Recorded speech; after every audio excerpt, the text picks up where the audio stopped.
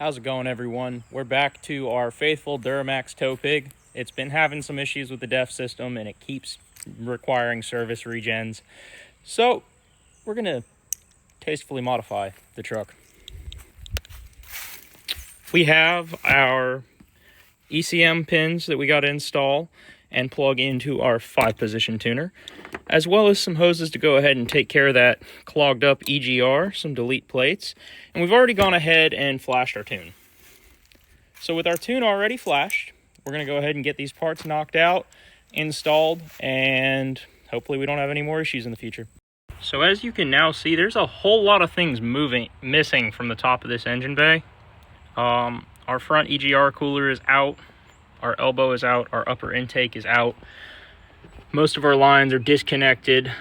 So at this point, we have to go ahead and get the 4 bolts holding the secondary EGR cooler to the bypass valve back there off.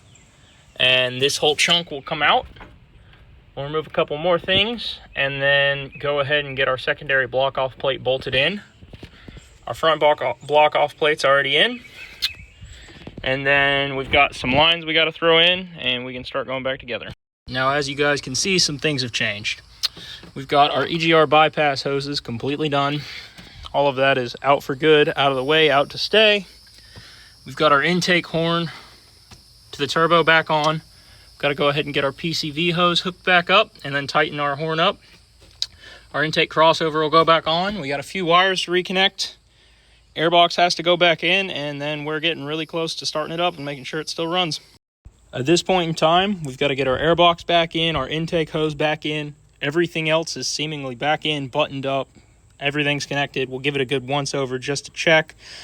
But unless we're missing anything, we're pretty much batteries and hoses away from getting fired up for the first time with everything deleted.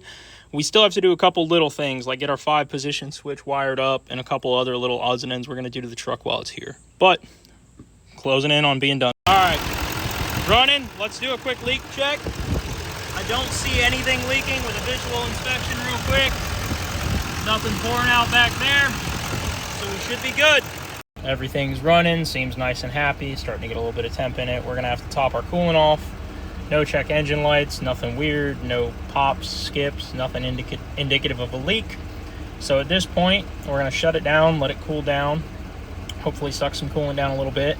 And then all we have left to do is get our 5-position switch wired, cut our DPF out, and go ahead and put a test pipe in it, and then finish bleeding the coolant. We started this project, the truck showed up at 11:16, I believe, and I think we probably didn't start between 11:30 to noon, and it is now 4:50 p.m. Truck is done, running, EGR delete, everything good there, back together, no leaks, tuned. All we've got to do now is get our 5-position switch wired and mounted, and then go ahead and get our DPF cut out and a test pipe welded in. Don't mind me, I'm a complete mess right now. I've been rolling around in mud for the last several hours dealing with this headache.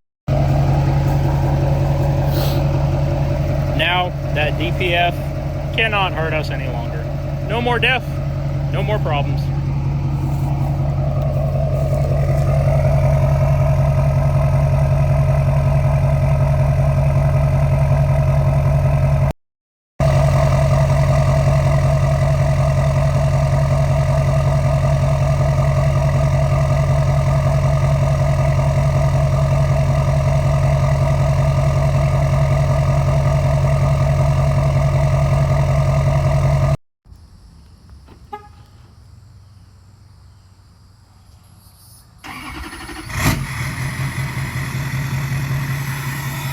All right, guys, I know it's been a while since we've had a Blueberry update. We've been waiting on some parts, so let's get into it.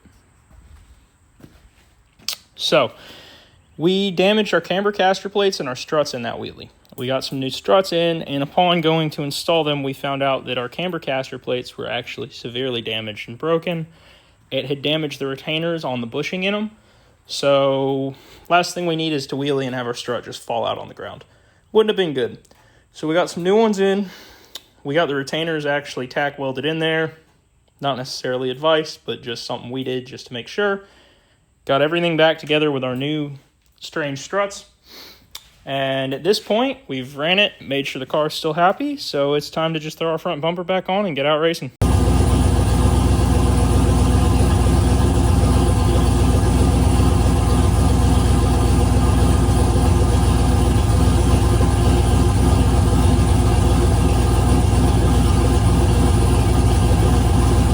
Alright guys, I know this is a pretty boring update video. I'm trying to get in the habit of getting you guys one long format video a week, just to kind of keep the process going.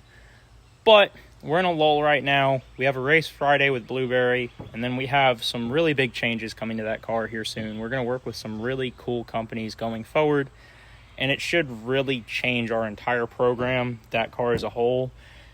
And I'm excited to see where it goes. I'm hoping we'll be working with them for a long time, and I'll go ahead and drop them in here soon enough. Just finalizing some stuff right now. Our white Fox body that we're getting the Terminator knocked out on for someone is currently just waiting on sensors. We put in an order for sensors. Some of them are back ordered. In switching to the Holley Duramax, that required us to switch away from the stock 1-pin style sensors for oil pressure, temp, things like that, and over to something similar to an LS sensor for IAT, coolant temp, oil pressure, fuel pressure, a lot of things like that. We had to repin a bunch of stock stuff. Whole lot of work. But we're getting there. So that brings us to our current project. Yeah, we're in a transition. Some stuff's coming, some stuff's going. Waiting on some things for some other things. So we went ahead and bought this beautiful Honda Civic LX with a 1.7 liter D series for $300 so that we could turn around and flip it. And it was suspected to be a blown head gasket.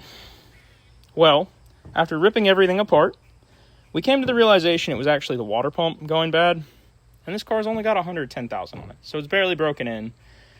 We got the head pulled off and everything else pulled out, found the damage to the water pump. The timing belt was due anyway because it's at 110,000 and it hasn't been done yet.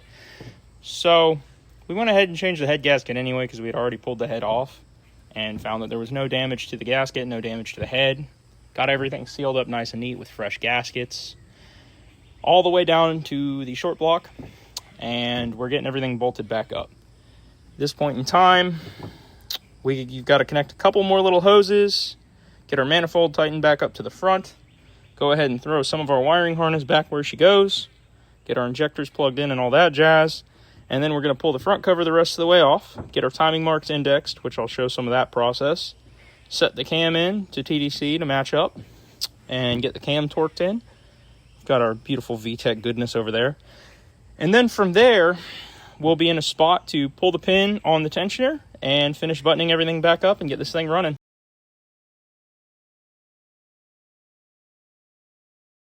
So at this point, as you guys can see, we've got our cam torque down and everything. Here's our up indicator, and on the back side there is an indicator here and one here that lines up with the cylinder head. We've already gone ahead and timed everything. Our water pump and tensioner have both been replaced. But if we jump down here, there's an indicator right here on our crankshaft, and there's one behind it on the face of the engine. So, having gone ahead and rotated everything repeatedly, we know that it's holding TDC and everything's timed and happy and good to go. So we can go ahead and start chucking everything back together.